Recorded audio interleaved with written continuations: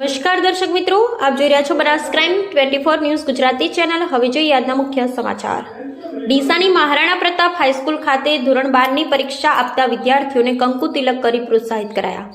દેશનું ભવિષ્ય ગણાતા વિદ્યાર્થીઓ માટે બોર્ડની પરીક્ષાનો પ્રારંભ થયો છે, ત્યારે વિદ્યાર્થીનીઓએ પ્રોત્સાહન આપવા માટે ઠેર ઠેર પરીક્ષા કેન્દ્ર પર પ્રવેશ કરતા વિદ્યાર્થી ભાઈઓ બહેનોને કંકુ તિલક સાથે પુષ્પગુચ્છ આપી સન્માન સાથે પરીક્ષા કેન્દ્રો પર મૂકવામાં આવી રહ્યા છે।